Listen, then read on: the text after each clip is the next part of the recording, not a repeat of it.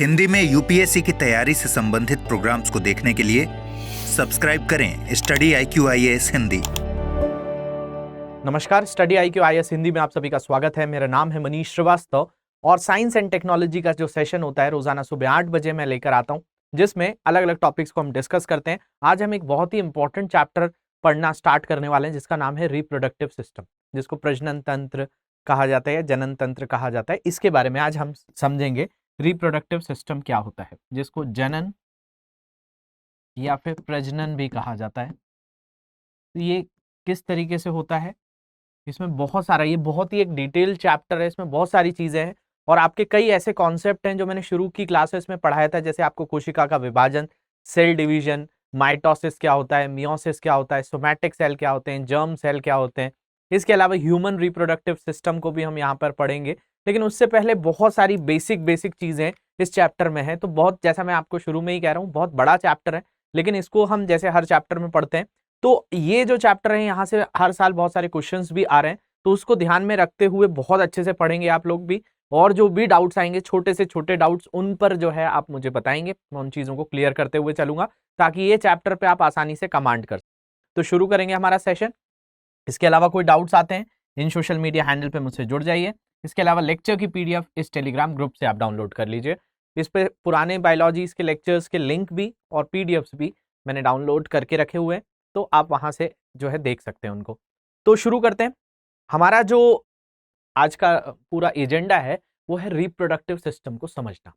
अब reproductive system, आपसे कोई पूछे कि भाई ये क्या है, तो कोई भी ह्यूमन का अगर हम लाइफ साइकिल देखें या लाइफ स्पैन देखें, तो सबसे पहली चीज है लाइफ स्पैन शब्द से। लाइफ स्पैन का मतलब है जीवन काल। तो भाई जीवन काल क्या होता है, लाइफ स्पैन क्या होता है, ये सबसे पहली चीज बात में आएगी।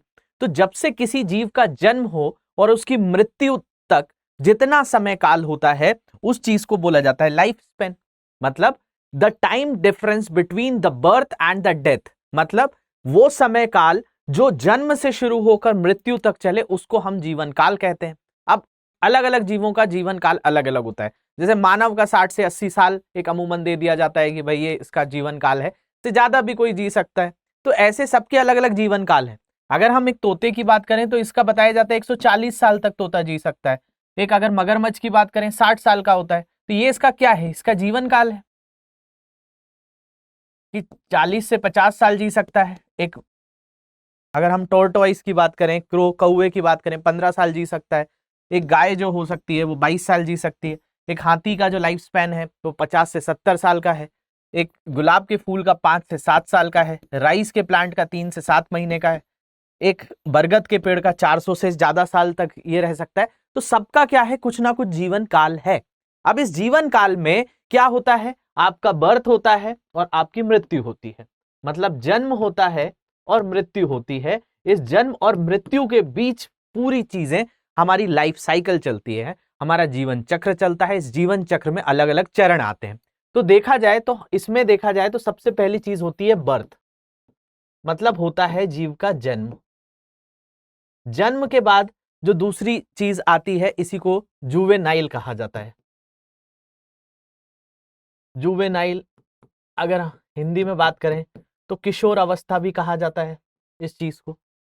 इसको अगर हम प्लांट्स में, क्योंकि हम जीवों का अध्ययन कर रहे हैं, हम बायोलॉजी में अगर हम बात करते हैं तो हम प्लांट्स की भी बात करते हैं, एनिमल्स की भी बात करते हैं। तो एनिमल्स में इसको जुवेनाइल किशोर अवस्था कह दिया जाता है, लेकिन प्लांट्स में इसको वेजिटेटिव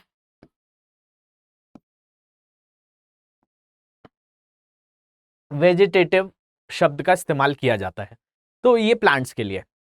तीसरी अवस्था जो बताई जाती है, यहाँ पे आपको वेजिटेशन फेज दिख रहा होगा या जुवेनाइल फेज दिख रहा होगा। तो ये तो किसके लिए हो गया, एनिमल्स के लिए हो गया, जंतुओं के लिए हो गया।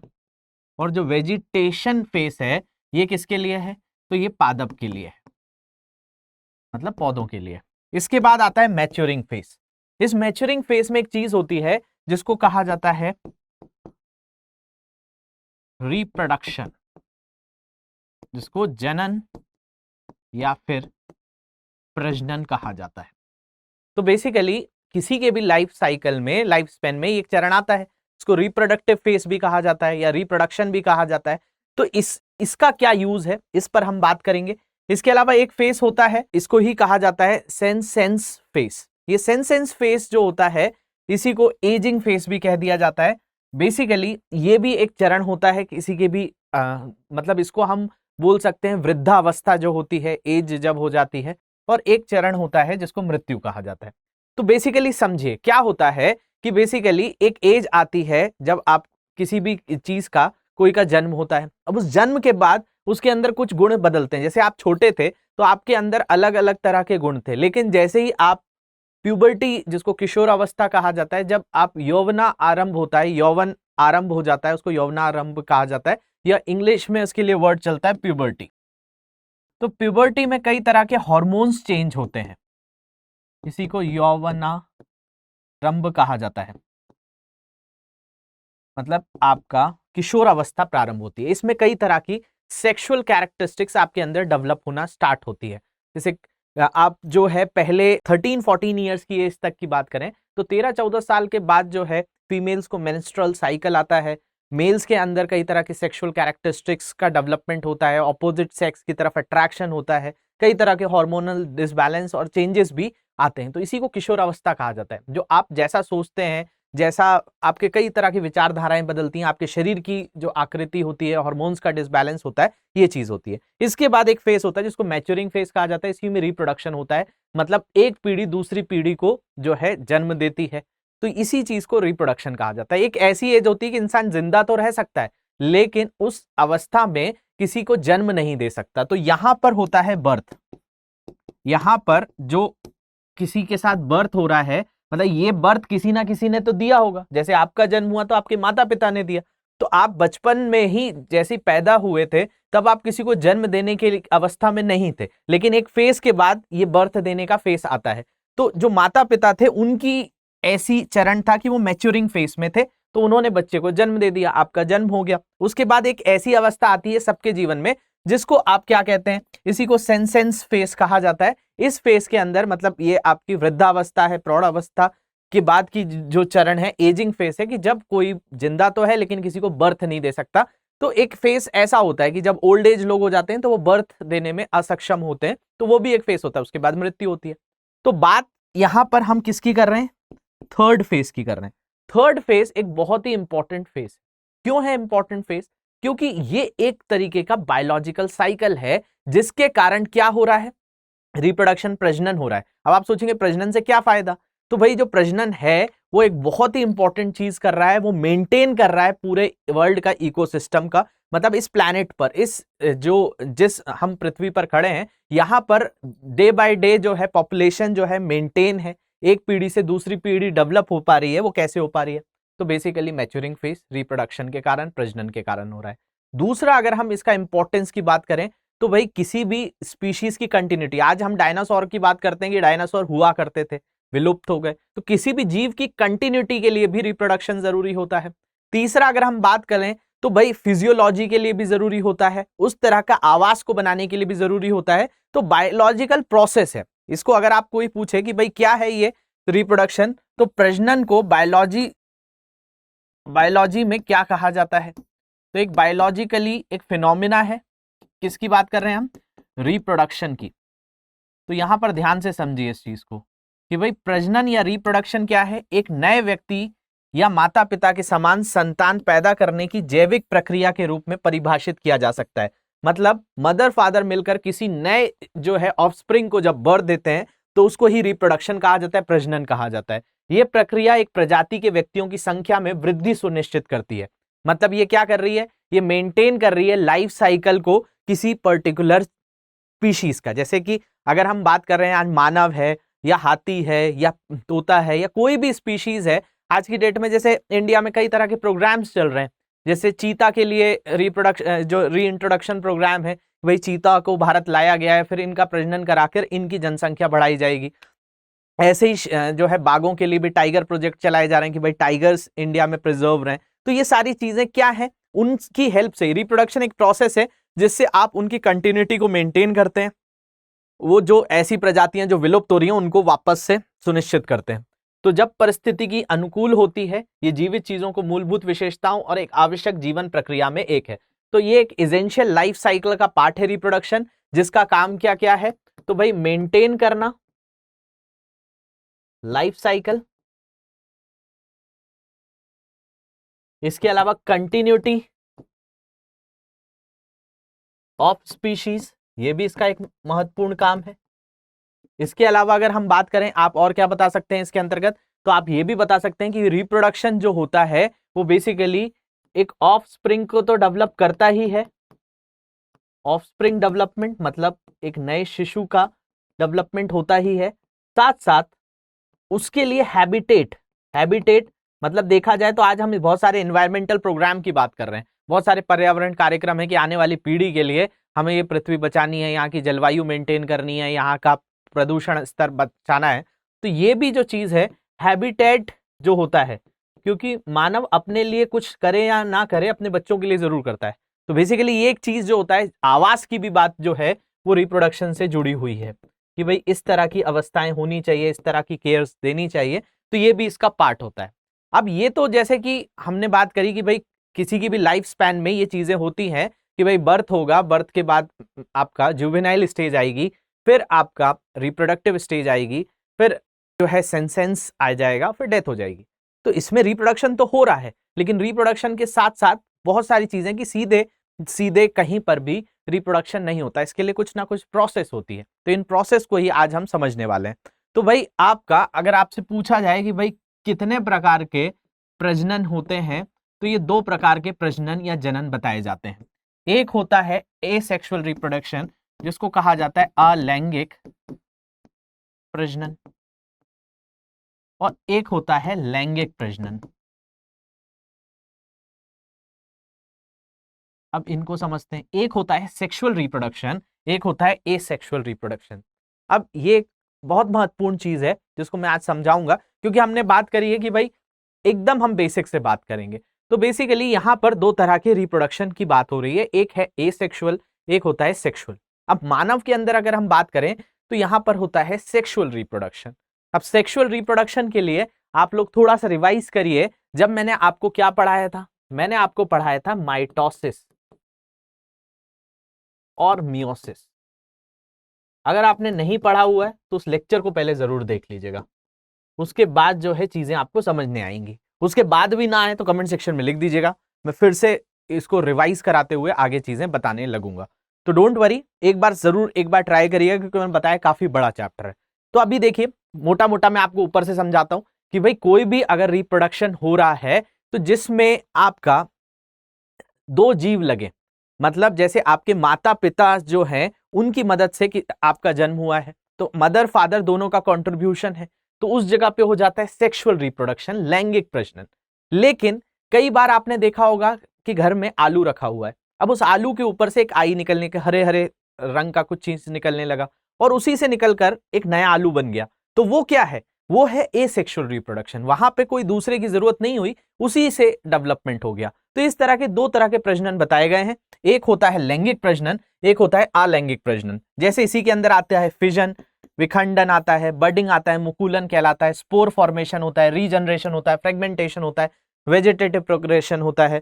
इसके अलावा जो सेक्सुअल रिप्रोडक्शन है इसमें भी एक चीज होती है, यूनिसेक्सुअल ऑर्गेनिज्म में होता है। इसके अलावा बाइसेक्सुअल ऑर्गेनिज्म जो होते हैं उनमें अर्थवॉर्म, टेपवॉर्म्स, इसका भी होता है, इनको भी मैं समझाऊंगा। तो अभी बस आपको क्या समझना है कि भाई दो तरह के रिप्रोडक्शन हो गए, एक हो गया एसेक्सुअल जिसको अलैंगिक कहा गया, अलैंगिक जनन, या इसी को अलैंगिक प्रजनन की बात कर रहे हैं हम, ये एक बात हो गई। अब इसी के अंदर कुछ प्रकार होते हैं, तो देख टाइप्स ऑफ एसेक्सुअल रिप्रोडक्शन में, अलैंगिक प्रजनन में क्या है, तो एक प्रकार होता है जिसको फिजन, विखंडन कहते हैं, फ्रेगमेंटेशन जिसको खंडीकरण या खंडन कहते हैं, बर्डिंग जिसको मुकुलन कहते हैं, वेजिटेटिव प्रोपगेशन जिसको कायिक प्रवर्धन कहा जाता है, रीजनरेशन पुनर्जनन कहा जाता है, स्पोर फॉर्मेशन बीजाणु का बनना होता है। तो मैं आपको इनके कुछ एग्जाम्पल्स आज बताता हूं जिससे थोड़ा बहुत एसेक्सुअल रिप्रोडक्शन आपको समझने आए। तो एकदम बेसिक से ट्राई करेंगे, जहां पर भी डाउट आएगा कमेंट सेक्शन ओपन है, आप मुझे बताएंगे। अब देखिए सबसे पहली चीज समझिए, एसेक्सुअल रिप्रोडक्शन में बनता है क्लोन। अब आप सोचेंगे भाई क्लोन का मतलब क्या होता है, क्लोन का मतलब है जैसे ये थे वैसे ही हूबहू अपनी एक कॉपी बना देना। अब आपने देखा होगा मानव जो होता है उसका बच्चा उसकी जैसी कॉपी नहीं होता है, थोड़े बहुत उसके नैन नक्श हो सकते हैं कि माता पिता पे गए हो, लेकिन एकदम कि बच्चे को और पापा को कोई पहचान ही ना पाए कि ये पापा थे या बेटा था, ऐसा नहीं होता है, क्योंकि हमारे क्लोन डेवलपमेंट नहीं होता है। एकदम पूरे के पूरे कैरेक्टरिस्टिक नहीं आते, कुछ मदर के भी आते हैं, कुछ फादर के भी आते हैं। लेकिन जब हम एसेक्सुअल रिप्रोडक्शन में बात करते हैं तो इसमें अमूमन देखा जाता है क्लोन फॉर्मेशन की बात होती है, मतलब एक ही तरह की चीज निकल कर आती है।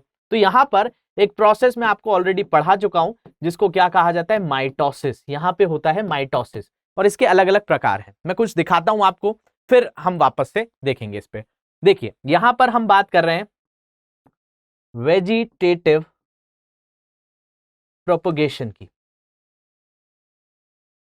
इसी को हिंदी में कहा जाता है कायिक प्रवर्धन। अब देखिए इसमें क्या होता है कि भाई आपका जैसे यहाँ पे एक लीफ ली है, इसी लीफ से निकलकर नई पत्तियां बन रही हैं। अब जैसी ये पत्ती थी वैसे ही ये बड़ी पत्ती जब होगी ये भी ऐसा निकल जाएगा।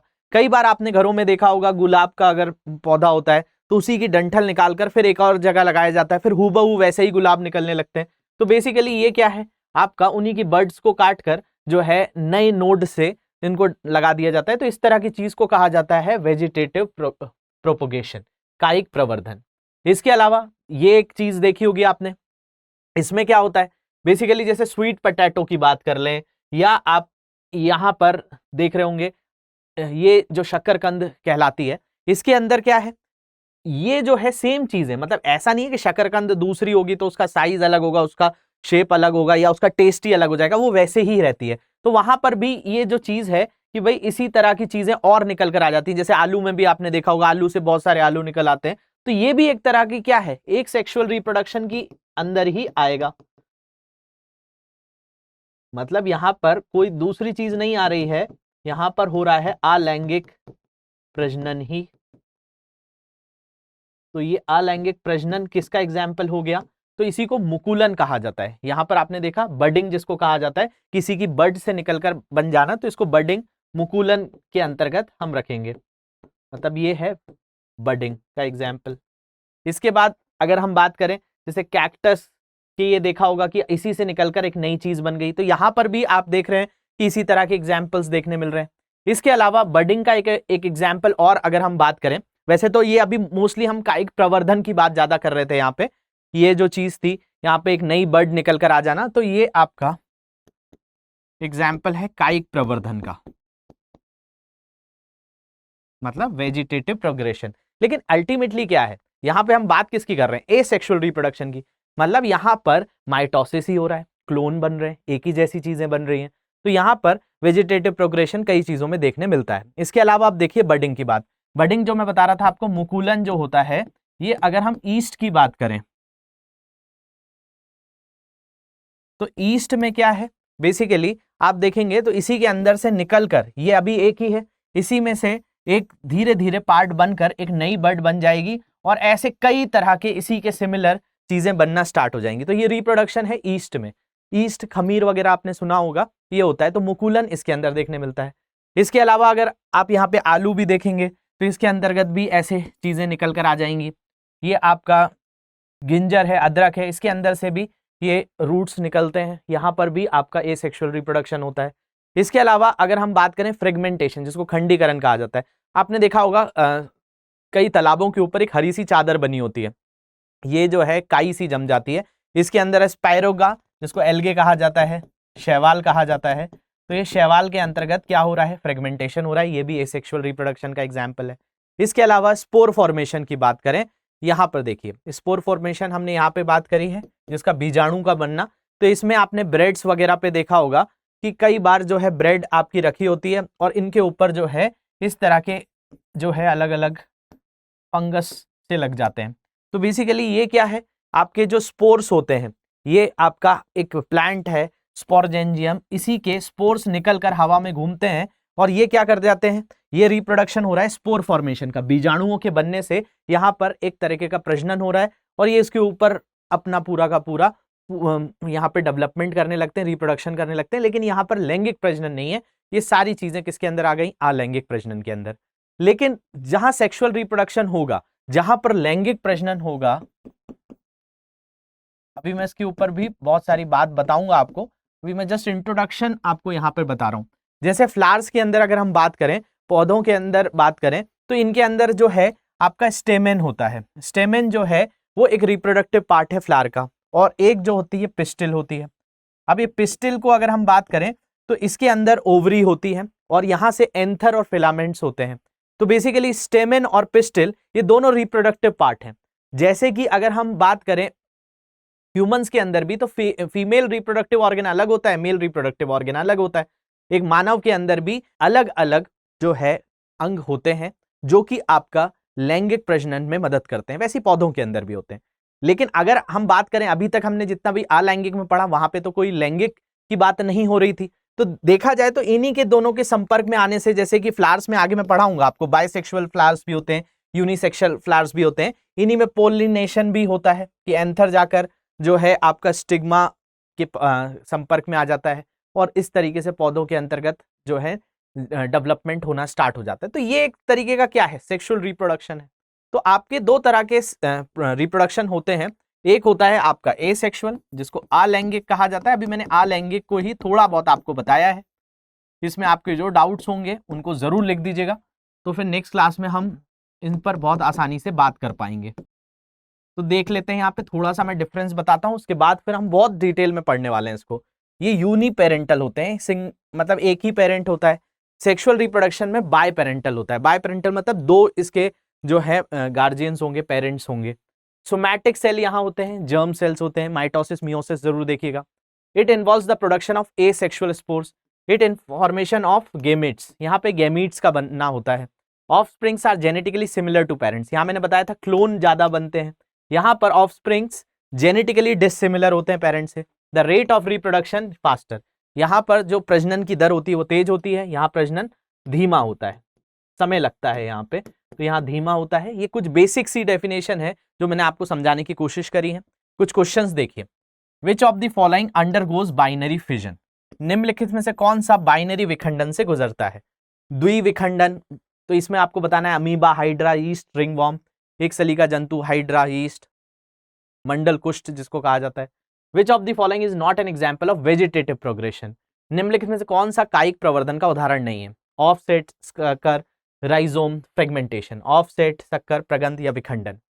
इसके अलावा what is budding also called in yeast, मुकुलन को ईस्ट में क्या कहते हैं? आर्कासाइट्स, वेजिटेटिव प्रोग्रेशन, टोर्युलेशन या फिर आपका फ्रेगमेंटेशन। तो इसके आंसर्स बताने की कोशिश करेंगे आप लोग, नहीं आएंगे तो नेक्स्ट क्लास में मैं आपको जरूर बताऊंगा।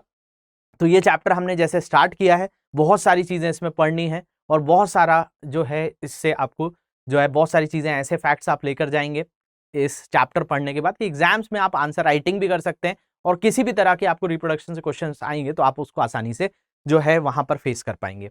तो होप लेक्चर थोड़ा सा आपको इंटरेस्टिंग लगा हो। अगर ये आपको सीरीज मेरी अच्छी लग रही है तो उसको ज़्यादा से ज़्यादा शेयर करिए, इस लेक्चर को लाइक ज़रूर करिए, कमेंट्स में मुझे ज़रूर बताइएगा। के अलावा इन सोशल मीडिया हैंडल पे जुड़ सकते हैं। लेक्चर की पीडीएफ ऊपर दिए गए टेलीग्राम ग्रुप पे अपलोड हो जाएगी, वहां से आप डाउनलोड कर लेंगे, और कोई तरह के इश्यूज हैं तो कमेंट सेक्शन में मुझे आप जरूर बताएंगे। Thank you very much for watching this, have a great day. Hindi में यूपीएससी की तैयारी से संबंधित प्रोग्राम्स को देखने के लिए सब्सक्राइब करें स्टडी IQ IAS हिंदी।